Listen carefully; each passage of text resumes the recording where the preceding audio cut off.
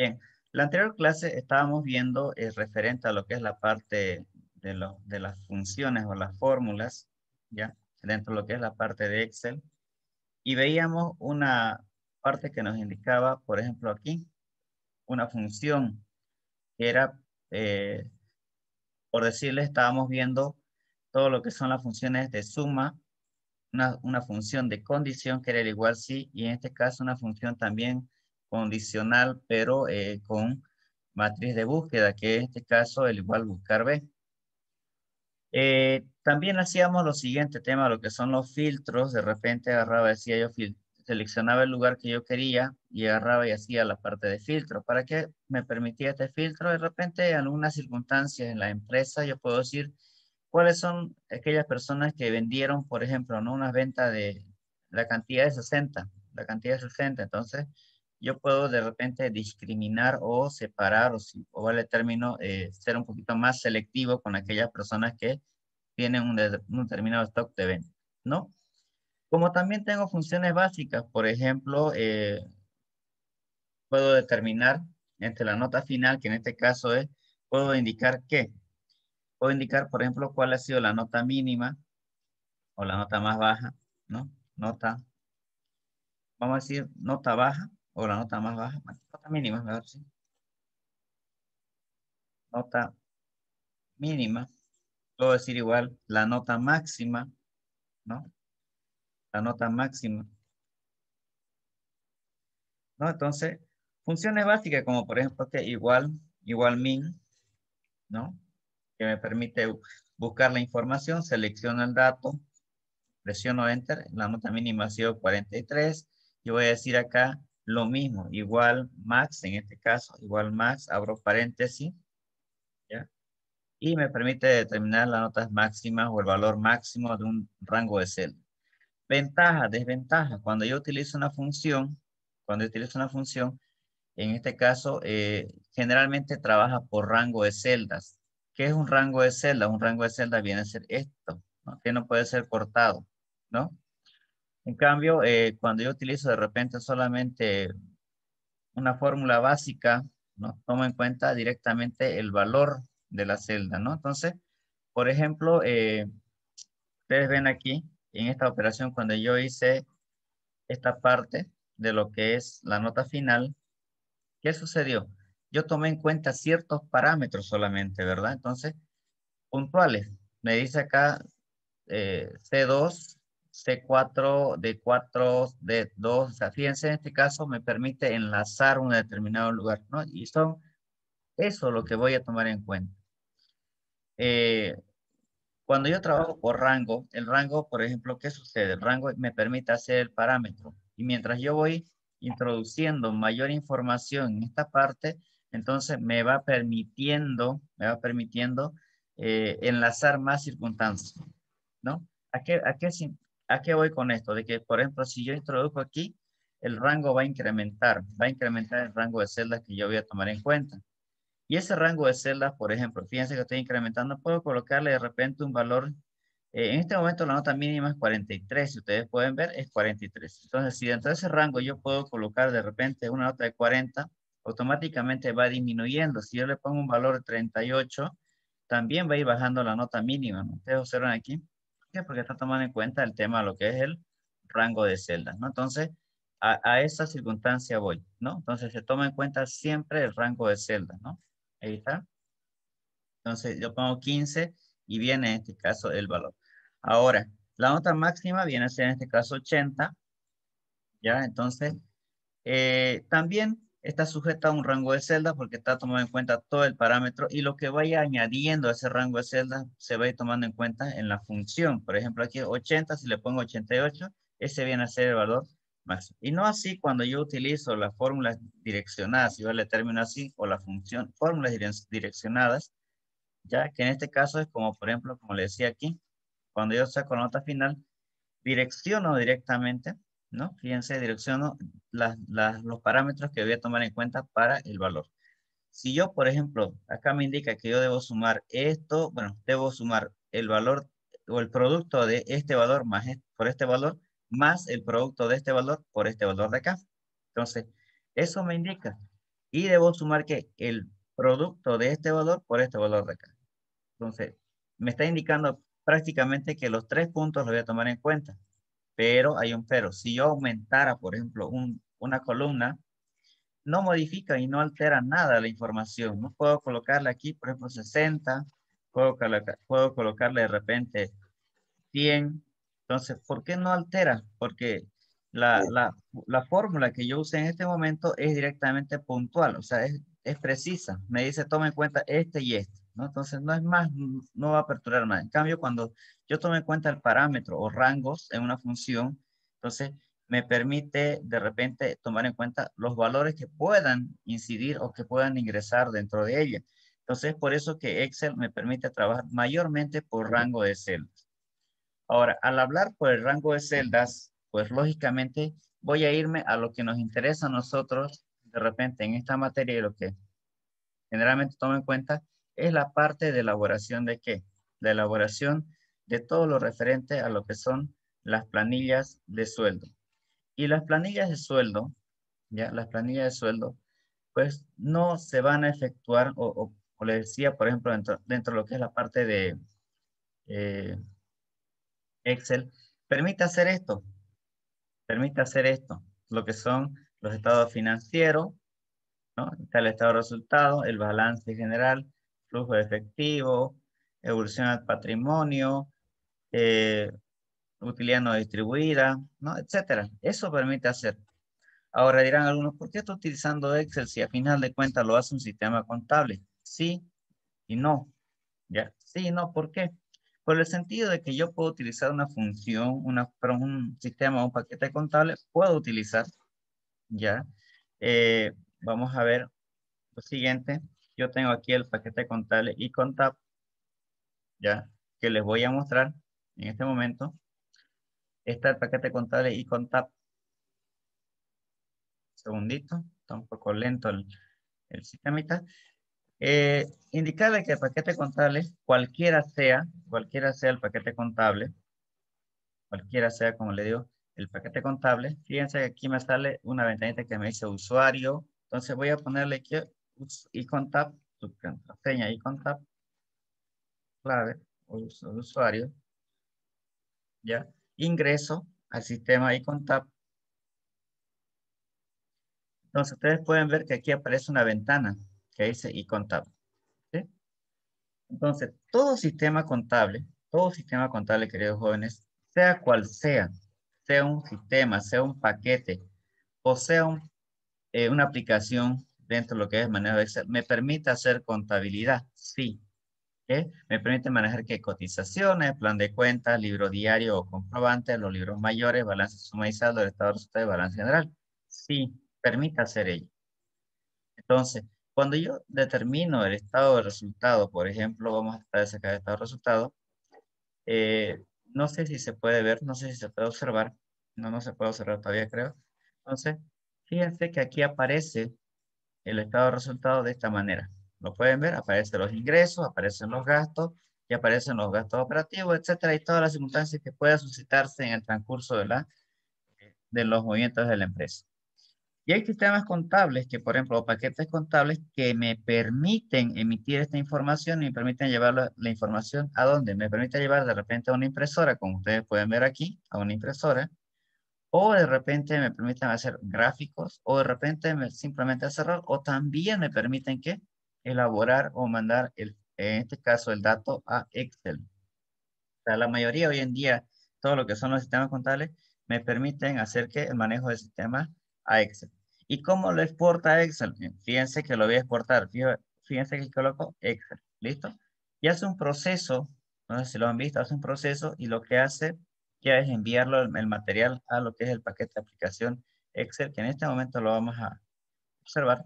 ¿Ya? Y ahí está, lo pueden ver, ahí está el sistema, el sistema contable expulsó los estados financieros de esta manera, ¿no? Entonces, pero así no lo presento de manera física en los estados financieros o no está presentable así en el sistema CIEP. Entonces, lo que tengo que hacer es que debo analizar esos estados financieros y debo hacerlo de acuerdo a las características que presentan los estados financieros. ¿A qué es igual? Por ejemplo, están las ventas, los costos, los gastos operativos, las utilidades y todas las circunstancias. Toda esta parte de aquí, ya toda esta parte de aquí que van a observar en este momento, toda esta parte es lo que nosotros, por ejemplo, hacemos de acuerdo a qué? De acuerdo a norma contable. Todo este bloque es lo que hace el sistema contable. Toda esta parte de acá. Un sistema o un paquete contable lo que va a hacer es la aplicación de este pedacito de aquí. Lo que les estoy mostrando en este caso, en esta ventana, en esta otra ventana, que me emitió en este caso el sistema iContab o el paquete iContab, piense que me muestra los gastos operativos y ingresos y mi utilidad o pérdida, ¿no? En este caso de utilidad, vuelvo a la otra ventana y en la otra ventana muestro lo mismo, o sea, fíjense que es lo que está encerrado aquí. A partir de aquí, a partir de aquí, si vale el término así, vamos a ponerle acá. Eh, Esto es norma contable, norma contable. Todo este bloque viene a ser norma contable. Entonces, todo eso viene a ser solamente ¿qué? Norma contable. No sé si me dejo entender. Todo esto viene a ser para mí norma contable. A partir de aquí, a partir de aquí, este bloque de aquí, este bloque de aquí, viene a ser en este caso la aplicación. Eso es lo que siempre recalco a mis estudiantes del laboratorio profesional 1, que aquí es donde tropezamos nosotros y esperemos que ustedes, queridos jóvenes, cuando lleguen a esa materia de laboratorio 1, no estén tropezando como en este momento de repente tropiezo con algunos estudiantes de contaduría, ¿no? Con los próximos colegios. Entonces, a partir de aquí, ¿qué hago? Aplico el decreto supremo 24.051, que es la determinación correcta del IWE. Entonces, ahí empiezo a aplicar ¿qué? El decreto supremo 24051 para la determinación de qué? De los gastos no deducibles, los ingresos no imponibles y las otras regularizaciones.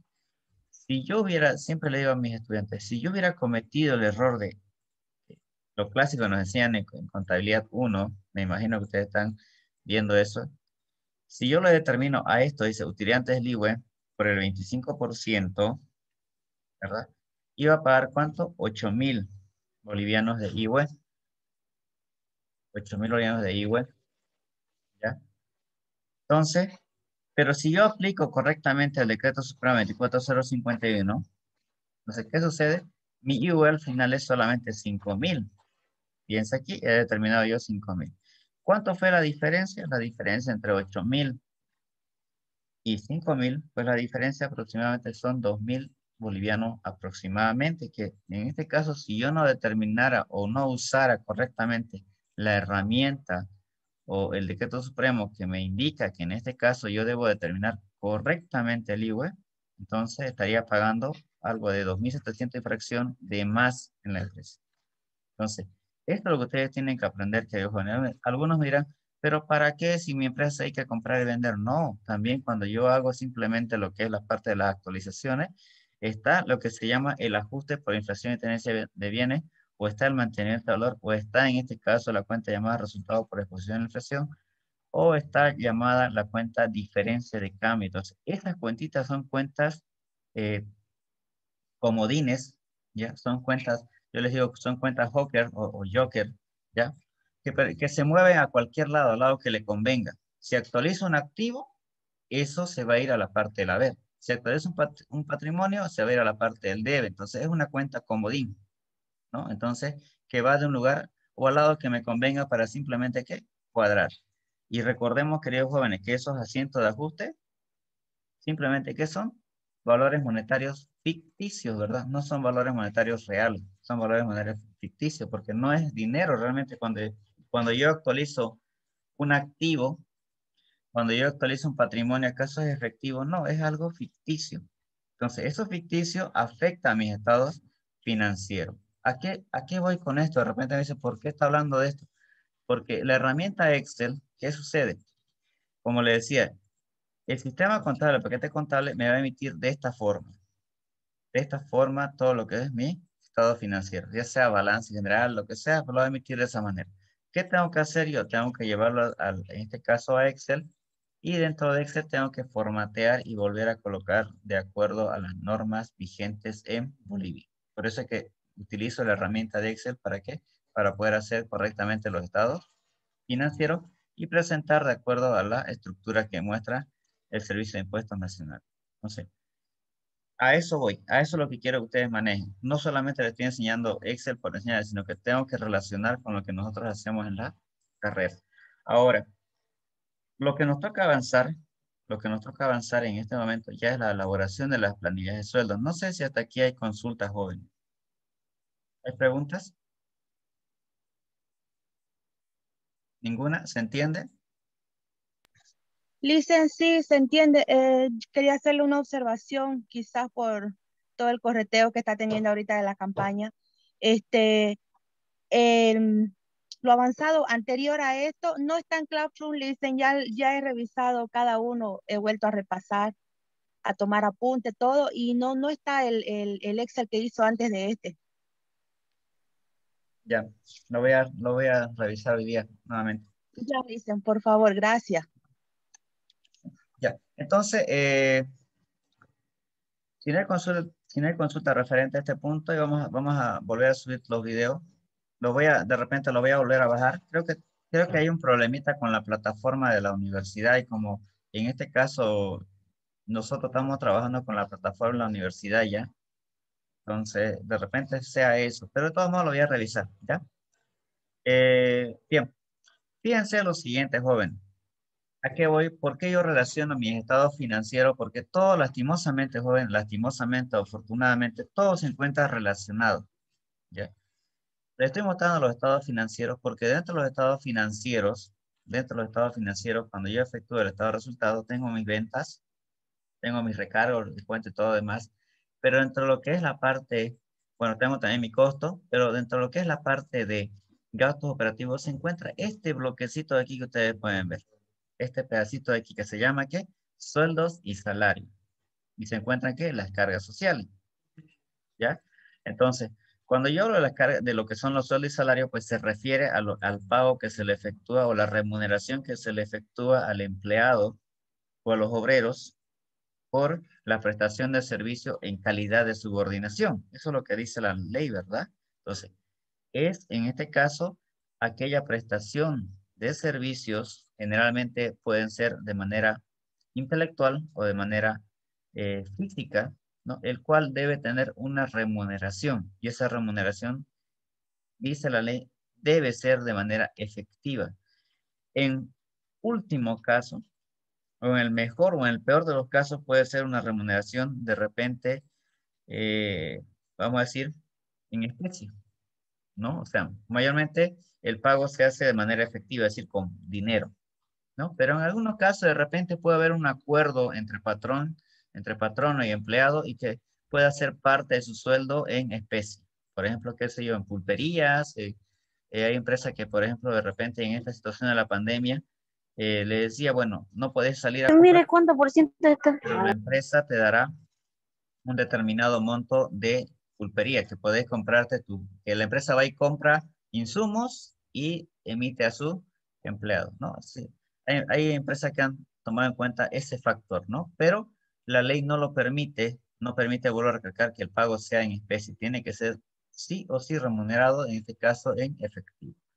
Bien, entonces cuando hablamos de lo que son los sueldos y salarios, a veces yo observaba algunos seminarios que decían, vamos a dar un seminario 100% práctico. Siempre digo ese reclamo. Nunca jamás hay un seminario o un taller 100% práctico porque tengo que entrar siempre con algo teórico, ¿no? Entonces lo ideal siempre es un 70-30, ¿no? 70% práctica y el 30% teórico. Hasta en cálculo, ¿verdad? Hasta en matemática no es 100% práctico porque tengo que tener el teorema qué sé yo, de suma, resta, multiplicación. Hay una teoría, entonces por eso siempre existe un 30% de teoría y un 70% práctica. ¿Y a esto a qué voy? de que cuando yo utilizo, o en este caso veo lo que es la parte de la planilla de sueldo, voy a irme a la presentación en el cual me indica, ya, indica que, por ejemplo, tengo que elaborar ¿qué? El tema, lo que son las planillas de sueldos y salarios, ¿no? Y cuando yo efectúo el tema, lo que son las planillas de sueldo y salario, pues tengo que basarme generalmente en ¿qué? Tengo que basarme en lo que se llama todo lo que es la parte, el marco normativo. Y el marco normativo está básicamente en ¿qué? En la Ley General de Trabajo, la Ley 843 y el Decreto Supremo 24.003. ¿No? Entonces, ¿a qué se basa eso? Se basa en lo que se llama en este caso el RSI o el régimen complementario del impuesto al valor agregado, ¿no? En el cual nosotros, por ejemplo, vamos a desglosar un poquito ello. Dice que la Ley General de Trabajo, en este caso, se aplica a todos los trabajadores en relación de dependencia.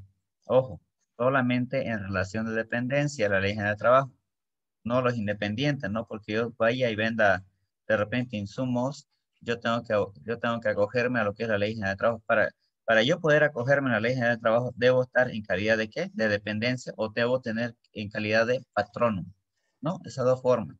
Entonces, ahí yo empiezo a aplicar la ley general de trabajo, ¿no? Pero si soy una persona de repente vivandero, artesano, soy mi propio jefe, no, no hay cómo aplicar la ley general de trabajo porque yo me autopago, ¿no? Yo soy jefe y al mismo tiempo soy empleado. En ese momento no existe o no hay relación de la ley general de trabajo o no aplica esta circunstancia, ¿no?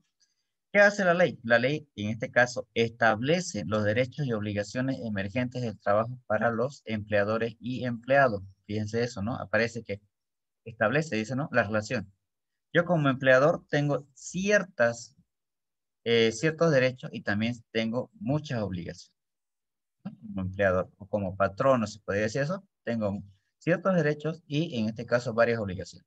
¿Cuáles son los derechos? De exigir a que en este caso mi trabajador cumpla sus horas de trabajo, cumpla una determinada tarea en la cual va a ser asignada, pero también entre esas tareas que les voy a asignar tiene que ser, en este caso, acorde a lo que en este caso se firme en el contrato de trabajo o que quede apalabrado, ¿no? No porque sea mi empleado puedo trapearlo y manejarlo como yo quiera, no. Existen ciertas circunstancias, ciertas cláusulas que me dicen qué puede hacer y qué no puede hacer, ¿no? Como también tengo ciertas obligaciones y una de las obligaciones principales que tiene el patrono o trabajador, que es el paguito de sueldo. Debo darle un determinado dinero en efectivo.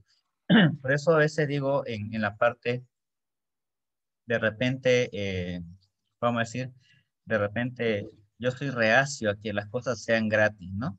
Las cosas son gratis. Cuando las cosas son gratis, queridos jóvenes, no se valora, no hay un valor, ¿no? Entonces, eh, esa es la tendencia nuestra, de que generalmente no hay valor cuando las cosas son gratis. Pero hay personas también que en este caso lo toman en cuenta esa circunstancia y lo valoran. Eso por el punto de vista del empleador. Y del punto de vista yo empleado tengo también derecho. ¿A qué es el derecho? Por ejemplo, ¿a qué? A un trato a un trato igualitario, a una determinada hora de trabajo, ¿no? Que me den un horario de trabajo, que la ley general de trabajo me dice que tenés que trabajar solamente 8 horas diarias. Si estás, si sos varón, trabajas 8 horas diarias. Si sos mujer, 7 horas diarias, de manera continua y discontinua, pero eso es la ley. Eso es la ley. Yo siempre digo, una cosa es la parte práctica, otra cosa es la parte teórica. Lo ideal, lo teórico siempre me dirá, estos son tus derechos, estas son tus obligaciones, pero en la práctica, bueno, si yo le digo a mi jefe o al patrono, le digo, ¿sabe qué? La ley general de trabajo me dice que yo solo tengo que trabajar 7 horas o debo trabajar solamente 8 horas, de 8 a 12 y debo trabajar de, qué sé yo, de 2 a 6. O sea, generalmente el patrón, ¿qué va a decir? Está bien, perfecto, usted agarre su ley y váyase con su ley, no hay problema. Usted está en su derecho, maneje su ley, a ver si su ley le va a pagar algo, ¿no? Entonces, a veces hay que flexibilizar y eso se denomina que se llaman políticas, ¿no? Entonces, de repente, sí, me quedo un poquito más, pero habrá un bonito por ahí de repente, ¿no? O de repente no hay bono, pero ya hay una flexibilidad y eso es política. Entonces hay que saber, por eso siempre digo a veces, ¿no? En todo tipo de trabajo, ¿qué tiene que haber? Trabajo, cualquier circunstancia, tiene que haber que una política. Y la política puede ser una política de repente académica, una política económica, una política estructural, etcétera. No sé, las políticas me permiten de repente negociar y renegociar algunos términos que la ley tiene. Y eso es lo que tenemos que manejar. Tenemos que aprender a manejarnos siempre en la parte política, ¿no? Una cosa es política, otra cosa es la politiquería. Bien, ahora, cuando hablamos de lo que son las características que tiene esta Ley General de Trabajo, son que la relación de dependencia, la relación de subordinación, ¿no? Trabajar por cuenta ajena también, pero vuelvo a decir que en esa circunstancia la ley no interviene cuando es por cuenta ajena, cuando yo soy mi propio jefe, mi propio empleado, no ingresa a la Ley General de Trabajo. Y dice también a percibir una remuneración o salario cualquiera sea la forma de su manifestación. Que generalmente, vuelvo a decir, esta ley me dice que debe ser en efectivo, pero puede haber unas pequeñas excepciones por el tema de lo que son los pagos en especie. Un ejemplo claro, de repente, que yo tengo mi trabajador o mi empleado que está en frontera, ¿no? Que está en frontera, de repente a unos 50 kilómetros de la ciudad, está trabajando conmigo en una hacienda, por ahí de repente, o está en una zafra, y tiene que quedarse ahí, bueno, tiene que quedarse ahí, entonces no tiene, incluso está con su familia, puede ser que esté con su familia o esté de casero, entonces ahí el pago va a ser parte en especie y parte en efectivo, ¿no? En especie porque puede decirle al jefe, sabe que cómpreme esto, y se lo lleva en insumos para que pueda, en este caso, poder alimentarse, ¿no? Entonces, por eso siempre existen las excepciones o las políticas, como le decía, ¿no? Bien, la Ley General de Trabajo también tiene un principio. Cualquiera sea o cualquier forma de contrato civil o comercial, dice, que tienda a encubrir la relación laboral, no surtirá efecto en ninguna naturaleza, debiendo prevalecer el principio de la realidad sobre el principio de requisito aparente. Entonces, ¿a qué voy con esto? Por favor, Germán, su audio. Entonces, ¿a qué voy? Yo tengo otra. Tu audio. Ya, no se preocupen, ya lo eliminamos ya. Vamos a ir eliminando a las personas que no quieran la clase. Entonces, por ejemplo, acá, ¿qué dice? Debiendo prevalecer el principio de la realidad sobre el principio aparente. A ver, ¿a qué quiere llevar con esto de acá? De que generalmente lo que va a primar en las empresas es que, a ver, supónganse lo siguiente, que yo le voy a trabajar a un empleado durante un mes, 2 meses y no le pague su trabajo, no le pague. Y por último me hago loco, digamos, ¿no? Y no le quiero pagar. Entonces, ¿qué sucede? Que este empleado va y me denuncia al Ministerio de Trabajo y aquí el que tiene de perder es el empleador, ¿no? No le puedo decir, yo, ¿saben qué, señor Ministerio de Trabajo? Él no trabaja conmigo. No. En este caso está el principio de la realidad, que esa persona venía a la dependencia. Incluso yo puedo presentar como empleado unos testigos. Fíjese que yo entraba aquí a trabajar, sí, sí, entraba realmente a trabajar y ya con eso gané el juicio. Y la empresa me tiene que pagar. Me tiene que pagar. No simplemente decir, no, entraba aquí, no. El hecho que en este caso esa persona ingresa a un espacio físico, le quede 2, 3, 4 horas en ese lugar, ya es función de dependencia y necesita una remuneración de dinero. Entonces, por eso es que se basa el principio, en este caso, vuelvo a decir, prevalece el principio de la realidad y no, en este caso, lo aparente, ¿no? Si hay preguntas, por favor, vamos a ir contestando a las preguntas que vayan lanzando mientras vamos avanzando. ¿Ya? Dice, la relación laboral eh, es un vínculo jurídico, ¿no? Obligatorio entre el trabajador y empleador, el cual nace derechos y obligaciones, como le decía. Y existe, por ejemplo, la relación laboral activa y la relación laboral pasiva. Eh, ¿Cuándo es una relación laboral activa? Cuando el trabajador está dentro de la empresa está, en este caso, vamos a decir, en función de trabajo. Está ahí vigente, si vale el término, está ahí omnipresente en el lugar, en el espacio físico. Y cuando hablamos en este caso de la relación laboral pasiva, es que, por ejemplo, puede ser que esa persona tenga alguna determinada baja por alguna circunstancia. O en este caso, como hoy en día ya existe, no sé si cómo lo va a tomar en cuenta el término de la ley de trabajo, porque hoy en día están haciendo el tema de teletrabajo, ¿no? El tema de teletrabajo significa, no sé si va a ser una relación pasiva o una relación activa. ¿Por qué? Porque cuando hablamos de relación activa significa que el empleado debe estar omnipresente en el espacio físico donde es su desarrollo laboral, y la relación pasiva significa que no está ahí, pero sí sigue trabajando para la empresa. Por ejemplo, como le decía, el tema de lo que es una baja, de repente tuvo un accidente, tuvo una enfermedad y está con periodo de baja, o de repente por el tema de maternidad, está de relación pasiva, pero sigue, o sea, no está en la empresa, pero sigue trabajando y se le está haciendo una remuneración respectiva. Ahora, el tema del teletrabajo, usted de repente, alguno que está trabajando en una consultora, se maneja generalmente por el tema de teletrabajo, que le dan un determinado tarea y se lo lleva a su trabajo y empiezan a hacer la elaboración y existe relación laboral igual. ¿Por qué? Porque está trabajando vía online, ¿no? Entonces, esas son las relaciones laborales activas y pasivas. Ahora, dice, ¿quiénes son los sujetos del derecho laboral según la ley general del trabajo? En este caso está el empleador, el trabajador y el Estado. El empleador, lógicamente, como estábamos explicando, es aquella persona, ¿no? Dice, es el pagador de la fuerza del trabajo. Dice, puede ser persona natural o jurídica o un representante del empleador. Entonces, en este caso, sí, el empleador puede ser una persona natural, ¿no? De repente ahí aparece Keila Méndez, que tiene la capacidad de pagar este determinado monto.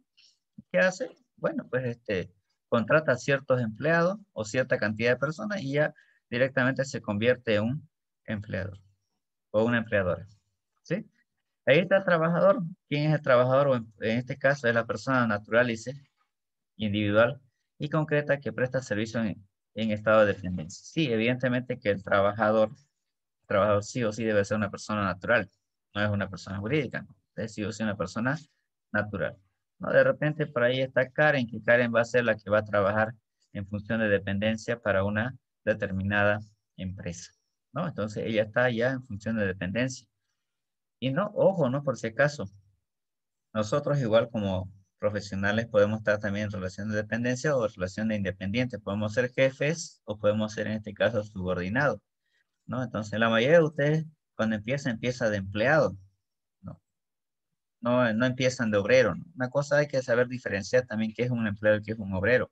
Entonces, por ejemplo, nosotros somos empleados. Mi persona es un empleado de la universidad.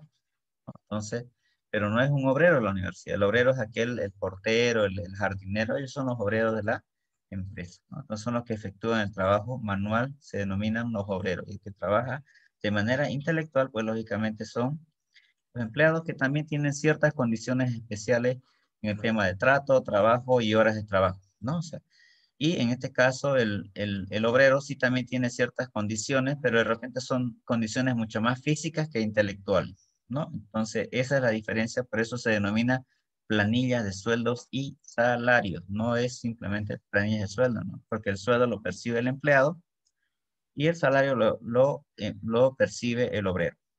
Y el Estado en realidad actúa como persona de derecho público, administrando derechos y obligaciones, ¿no? Es un ente regulador, el Estado, en este caso, de acuerdo, el Estado delega la función a la Dirección Departamental del Trabajo, a la o la Dirección Nacional de Trabajo, y esto a sus departamentos respectivos internamente para que estos puedan, de repente, eh, vamos a decir, ser conciliadores ante una circunstancia de conflicto entre empleado y obrero, ¿no? Son los entes reguladores. Ellos indican cuáles son los derechos y obligaciones y de repente cuando existe un rompimiento laboral, ¿no?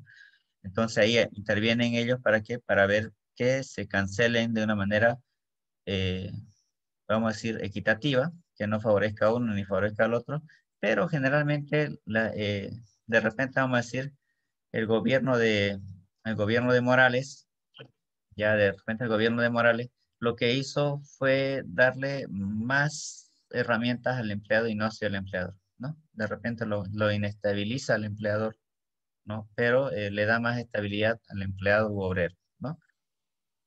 Bien, nos habla lo que en este caso es el contrato de trabajo. Dice es el acuerdo expreso o tácito de voluntades, crea obligaciones y derechos. Bueno, como dice ahí, el contrato de trabajo es en este caso de manera voluntaria. A mí nadie me puede obligar a trabajar. Si yo quiero trabajo y si no, pues sigo siendo Superman, ¿verdad? Entonces, depende de ustedes, ¿no? Si yo quiero tener de repente un poco de independencia, empiezo a trabajar, o si no, sigo siendo supermanguero, ¿no? De la olla grande. Entonces, eh, depende de ustedes cómo tienen que hacer. Pero vuelvo a decirles a ustedes, queridos jóvenes, que están ya en segundo semestre, sería importante que ustedes vayan a hacer prácticas y pasantías. Como siempre lo digo en mis clases o en mis seminarios que damos ya en el frente, en la Casa de Campaña Crecer, de que yo tengo que estar metido siempre en la cancha, ¿no? Debo estar ahí en la cancha, eh, ya practicando mi carrera. Porque ¿de qué sirve que yo salga? ¿De qué sirve que yo salga licenciado, graduado por excelencia y resulta que al final no sé hacer nada, ¿no? No sé llenar un formulario, no sé llenar una planilla de sueldo, no sé hacer nada, entonces ahí no. Entonces ahí creo que el título está de más, ¿no? Pero cuando yo tengo práctica, sí el título me permite de repente tener mayor estabilidad económica, ¿no? Bien, ¿cuál es el alcance del contrato de trabajo? Dicen, no requiere por si acaso solemnidad para que surta efecto. ¿A qué se refiere con esto de que no debe haber un documento, no debe haber algo físico, ¿no? Algo así como un papel, digamos, que me diga, ahí está mi contrato de trabajo, fíjense, aquí está mi contrato, aquí dice esto y esto y esto, ¿no? O sea, no debe existir eso, no es necesario que exista, ¿no? Por eso le decía, simplemente que un empleado diga, yo sí trabajé para él y presente testigos, ya la Dirección Departamental de Trabajo ya puede indicar que sí, evidentemente ha prestado servicio de relación de dependencia, ¿no? Dice, principio procesal a la inversión eh, de la prueba. A ver, esta circunstancia se refiere a que, por ejemplo, hasta hace unos 10 a 12 años atrás aproximadamente, existía lo que se llama el principio, la prueba, ¿no? Prueba laboral. ¿Qué era la prueba laboral? La prueba laboral significaba que ustedes tenían que ir a trabajar en una empresa durante 3 meses, ¿ya? Y si esos 3 meses pasaban recién, los podían de repente tomar en cuenta para contrato y tener ciertos beneficios, ¿no? ¿A qué me voy con ello? Que podían tener seguro, podían tener AFP, podían tener circunstancias. A eso se refiere el principio de inversión a prueba. Y en el gobierno de Morales suprimen ese principio. No existe ya ese principio de prueba. O sea, cuando ustedes ingresan a trabajar, ya directamente deberían de tener al segundo día todo lo referente a lo que son el seguro, las AFP y todo lo demás, siempre y cuando sean personal de planta, ¿no? O sea, personal que van a ingresar a trabajar, eh, vamos a decir, de manera ya permanente en la empresa, ¿no? Eh, y no así, por si acaso, y no así el tema de lo que son las pasantías. También nosotros en la carrera, mientras estamos en proceso de formación, existe la famosa pasantía, entonces que es muy diferente a un contrato eh, real de trabajo, ¿no? Yo puedo ingresar a trabajar a una empresa y si no me dicen que estoy de pasante, entonces yo asumo que soy una persona, un empleado de la empresa y debo tener todos los derechos que la ley me permite. Pero si me indica el empleador, venga José, usted va a trabajar de pasante o va a hacer su práctica, entonces es muy diferente. No me puedo acoger a todo lo que dice, en este caso, la Ley General de Trabajo. ¿Por qué? Porque existen ciertas circunstancias que me privan de tal efecto porque estoy de pasante o estoy haciendo, en este caso, prácticas empresariales, que es muy diferente, ¿no? Y como le decía, el tema del periodo de prueba aparece ya o desaparece, en este caso, en la gestión de Morales y me indica, una vez que usted ingresa a trabajar a la empresa y no le dice que usted es pasante, no le dice que está haciendo práctica, entonces se considera como un empleado de la empresa y empieza a tener todos los derechos y obligaciones que tiene un empleado normal. Un ejemplo, el tema de lo que es el seguro. Otra circunstancia, el tema en este caso de las AFP. Eh, ¿Qué sucedía antes con el periodo de prueba? A veces de repente se enfermaba en los 3 meses y el empleador decía, bueno, estás enfermo, andate nomás, ya no trabajas y se salía sin ningún tipo de derecho, ¿no? ¿Qué más? ¿No es imprescindible ese sello del Ministerio de Trabajo? Sí, no es necesario. Simplemente se puede de repente negociar en la empresa internamente. Si en caso ya el patrón o el empleado si ya se pone de repente a la defensiva y que no quiere negociar internamente, entonces recién uno acude al Ministerio de Trabajo, ya sea por el lado del dependiente o ya sea del lado del empleador, ¿no? Dice, es importante porque establece la relación laboral y establece las condiciones de trabajo, como le decía, ¿no? Entonces, ese es el alcance. Me dice qué debo hacer y qué no debo hacer. Si yo ingreso, por ejemplo, a trabajar en una empresa de contador, pues tengo que hacer la función del contador. No puedo hacer la función del mensajero, ni tampoco tengo que hacer las funciones del portero, pues, ¿no? Entonces, esa circunstancia es muy diferente, ¿no? Eh, Dentro de lo que son los contratos de trabajo, el artículo 12 de la Ley General de Trabajo nos indica que los contratos de trabajo pueden pactarse de 3 formas, dicen, ¿no? Tiempo indefinido, a plazo fijo o realización de obras y servicios. Tiempo indefinido que me diga vas a trabajar y no me dice cuándo va a finiquear, entonces yo me pongo a trabajar y se acabó, pues, ¿no? Y tengo la esperanza de repente que sí estoy dentro de la empresa y por un determinado tiempo. Cuando me indica que es, bueno, cuando es de forma indefinida, pues lógicamente voy a decir que tengo todos los beneficios a ver y por haber. Seguro Nacional, AFP, etcétera, ¿no? Todo lo que en este caso la ley me cubre y me permite de repente como derecho. A plazo fijo se refiere a que yo tengo un determinado tiempo. Me dice que va a trabajar 6 meses, 5 meses, 3 meses, 4 meses. Ya, bueno, tengo un tiempo que me indica cuánto va a ser mi contrato. Dentro de ese contrato igual tengo los beneficios de qué, el tema de lo que es seguro, debo tener AFP, debo tener de repente debo tener el tema de algunos beneficios como por ejemplo aguinaldo, vacaciones, etcétera, ¿no? Debo tener todos esos beneficios si es a contrato a plazo fijo. Y cuando hablamos de lo que son las realizaciones de obras o servicios, bueno, mientras dure la obra, mientras dure el servicio, eso se efectúa de esa forma. Aquí hay un pequeño problemita cuando sucede eso, por lo que es por obras y servicios. Y esto, por ejemplo, el año pasado, el año pasado, había una polémica bastante fuerte con el tema de lo que son los albañiles. ¿Cómo se amparan los albañiles en el tema de lo que es el contrato de trabajo? ¿Qué tipo de beneficios tiene un albañil cuando trabaja? Entonces, ha habido casos que, por ejemplo, circunstancias en el cual incluso los albañiles han sufrido accidentes laborales y no tienen tipo de seguro, ¿no? Entonces, hoy en día ya el Estado le está exigiendo a las empresas constructoras de que deben tener un seguro, ¿no? Pero la circunstancia es cómo lo asegura mi albañil si es jornalero, solo trabaja por días. ¿Cómo lo aseguro en este caso al ayudante que solamente viene un día o 2 días a la semana y no trabaja todo el mes? ¿De qué manera, cuál va a ser la base imponible para poder pagar el tema de seguro? O sea, fíjense que es un poquito complicado, ¿no? O ¿qué sucede si yo, por ejemplo, dueño de casa, contrato a un albañil para que, qué sé yo, eh,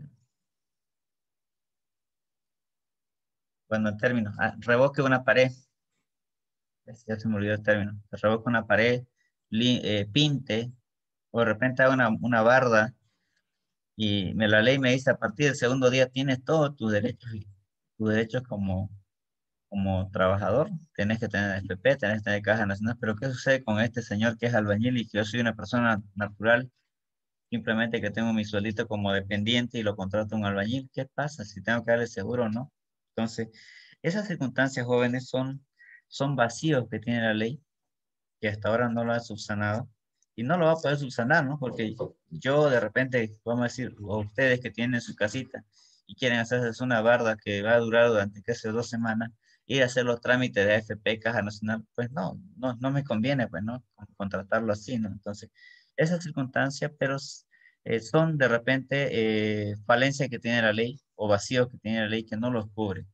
Pero para las empresas constructoras, hoy en día, a la mayoría los está obligando a tener personal de planta, o es decir, que sean de repente maestros albañiles, pero de planta, ya para poder hacer un ¿cómo le puedo decir? Para que ellos tengan una especie de seguro, ¿no? Pero también ahí viene, ¿no? ¿Qué sucede si de repente no hay obra? Con esta crisis, por ejemplo, varias empresas constructoras han tenido que cerrar. ¿Por qué? Porque no hay el tema de lo que son las obras. No hay donde trabajar. ¿Ya? Bien.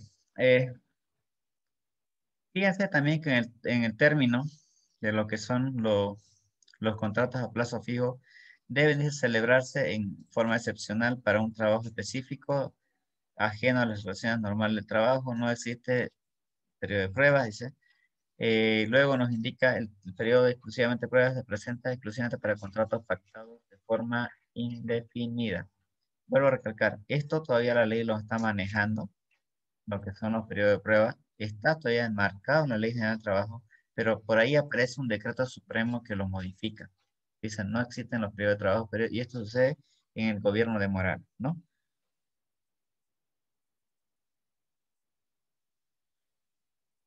Hablamos de lo que se llama el término recontratación.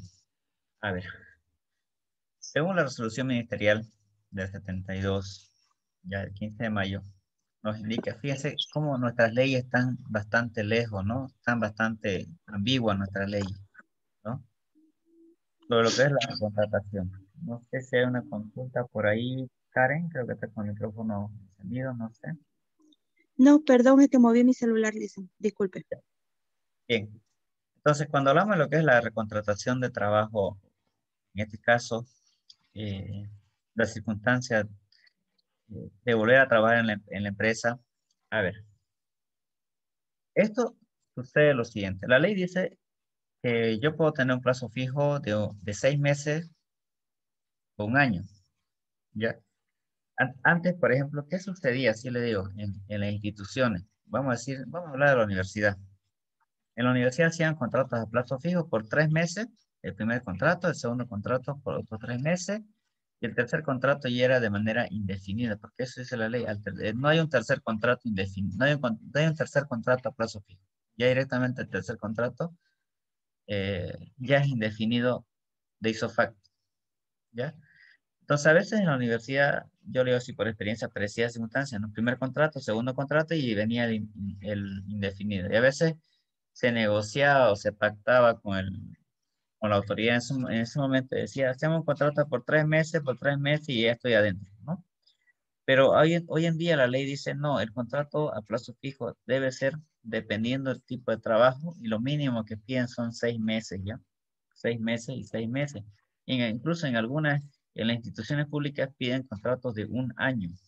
Entonces ahí es un poquito más difícil el tema de lo que es el contrato, ya sacar un contrato de manera definida, ¿no? Entonces, además lo siguiente, a ver, ¿cómo le puedo decir en términos de ejemplo? Para que exista un primer contrato y exista a plazo fijo, bueno, el primer contrato a plazo fijo es normal, yo firmo ese momento y empiezo a trabajar, ¿no?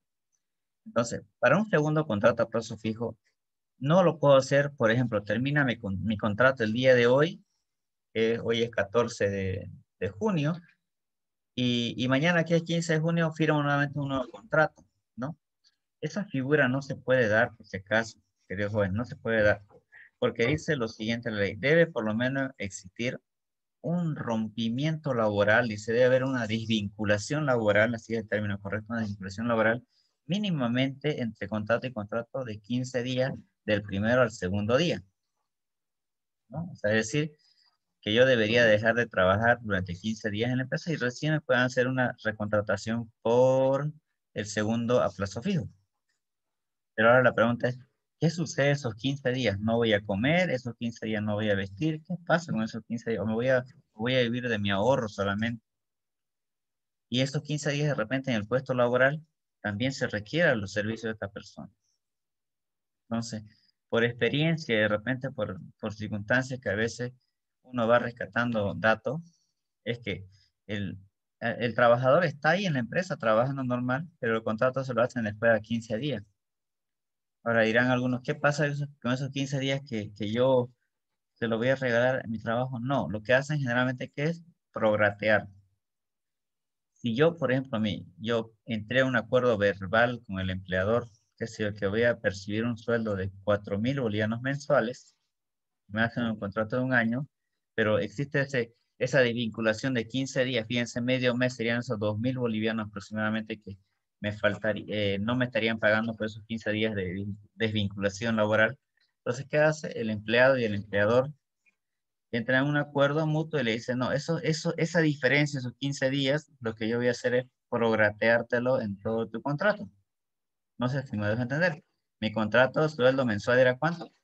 4.000. Eso fue lo que yo entré de acuerdo. Pero esos 15 días hubo una vinculación laboral, entonces esos 2.000 lo voy a dividir entre la cantidad de tiempo, entonces ya no ganaré 4.000, sino ganaré 4.050, 4.120 o 4.000 algo, ¿no? ¿Para qué? Para que esos 2.000 sea prograteado en el transcurso del contrato laboral. Y así no existe en este caso. O sea, ganamos todos, ¿no? Gana el empleado, la empresa o la institución y gana también el empleado, ¿no? ¿Por qué?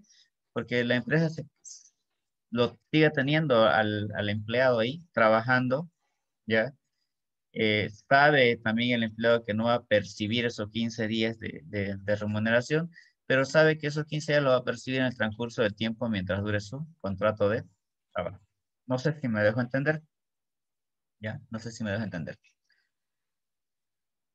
Sea una consulta, por favor, háganlo.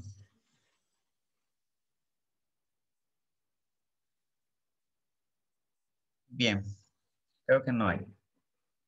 Ahora, existen, por ejemplo, circunstancias también, eh, ¿cómo le puedo decir? Cuando yo retiro a un trabajador, ¿ya? Cuando yo retiro a un trabajador o un trabajador se retira, pues tiene ciertos beneficios sociales, ¿ya? Entre los beneficios sociales que de repente pueda tener un trabajador cuando es retirado de manera intempestiva, de una manera involuntaria, bueno, nosotros lo conocemos retiro forzoso, pero en la ley dice retiro de manera intempestiva. Entonces, cuando hablamos de lo que es un retiro forzoso, esta persona tiene, por ejemplo, a percibir ¿qué?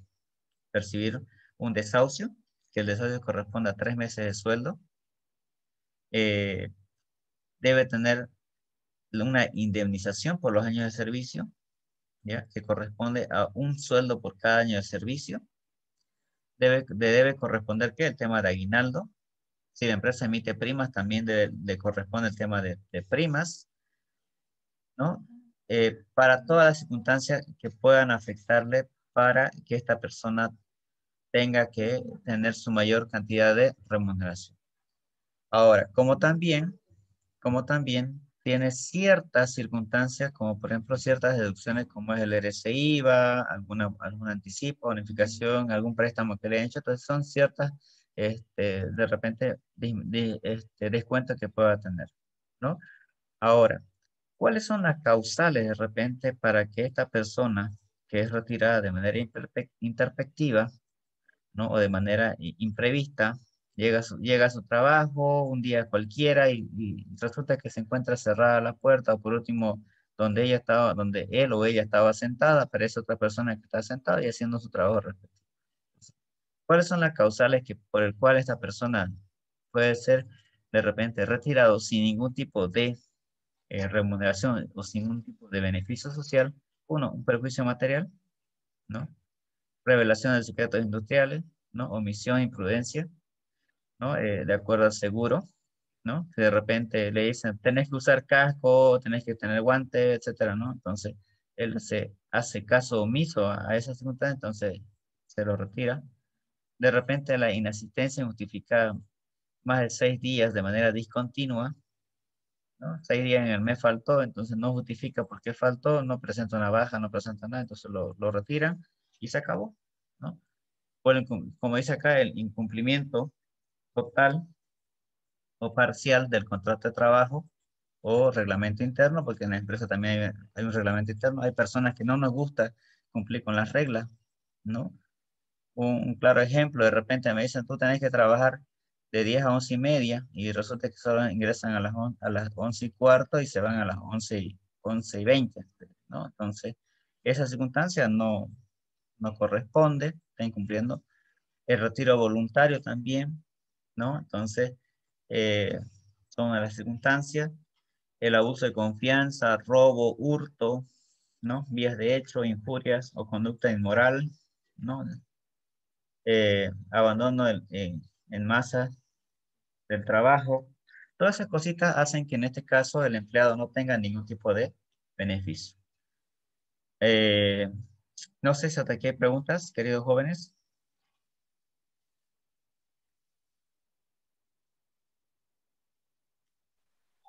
No, Licen, como siempre, muy, muy buena su explicación, se le agradece mucho. Bien, vamos entonces, continuamos. Vamos a ver con el tema lo que es la planilla de sueldo. La planilla de sueldo dice que es un documento mediante el cual se determina el total ganado de cada trabajador en función a las horas trabajadas, años de antigüedad, sobre tiempos realizados y descuentos de ley.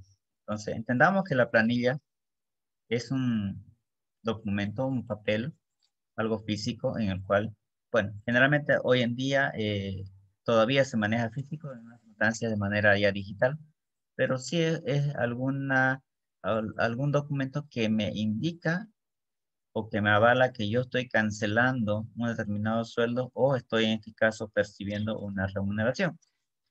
En empresas pequeñas generalmente hacen firmar, elaboran la planilla y hacen firmar la planilla para tener una constancia, ¿no? Porque de repente puede ser que, vamos a suponer en peor los casos, siempre hay que pensar en lo peor y en lo mejor, ¿no? Siempre hay que pensar en la empresa. Eso me tanza en la cabeza, queridos futuros contadores. Ustedes siempre tienen que pensar en lo peor que pueda hacer el empleado, en lo peor que pueda hacer en este caso el proveedor, o en lo peor que pueda hacer en este caso el cliente. O sea, me tengo que anticipar, ¿no? Entonces, y debo respaldarme con todo. Señores contadores y auditores financieros, ustedes todo lo que hagan en la empresa tienen que respaldarse. Si son encargados de caja y tienen que dar efectivo al gerente general, no, señor gerente, venga, fírmeme esto que le estoy dando plata, que le estoy dando efectivo. O si me tienen que dar efectivo, ya estoy recibiendo tanto. O ustedes cuando reciban un efectivo, cuenten el efectivo, les pueden decir, le estoy dejando 10.000 y al final de cuentas le están dando 9.000 solamente. Tienen que recontar el efectivo en presencia de la persona, ¿no? Porque esas circunstancias puede ser que le den más, menos, o de repente le pasen un billete roto. O sea, hay que siempre, queridos jóvenes, revisar todo, ¿no? Revisar todo. Por eso siempre digo, el auditor financiero, contador público, es una persona detallista. Debe ser una detallista. Entonces, ¿a qué voy con esto? De que la planilla de sueldo, a veces cuando cuando una empresa tiene 5 o 6 trabajadores, pues sencillo, imprime la planilla y ya se firma. Pero ¿qué sucede? Que, por ejemplo, así como la universidad tiene 2.000 docentes y unos 5.000 administrativos, fíjense la incoherencia a veces de algunas instituciones, ¿no? Hay 5.000 administrativos y 2.000 docentes, ¿no? O sea, medio que no, ¿no? Debería ser al revés. Eh, Esa es una de las incoherencias que tiene la universidad o la mayoría de las instituciones, ¿no? Tienen personal que lastimosamente no hace nada y está ahí, ¿no? Eh, Ahora, por ejemplo, si tuviera esa cantidad de empleados, lo que sucede es que se hace un depósito bancario y ahí está el depósito bancario en el cual se efectúa el pago respectivo, ¿no? Entonces, además de que esas planillas se deben llevar, en este caso, a la Dirección Departamental de Trabajo, hacerlo visar cada 3 meses, indicando que sí estoy cancelando de manera oportuna a mis empleados, ¿no? Debo mostrarles, indicarles para no tener ningún tipo de problemas posteriores. Y hoy en día incluso ya me piden una certificación que debo hacer, en este caso mediante un ROE, ¿no?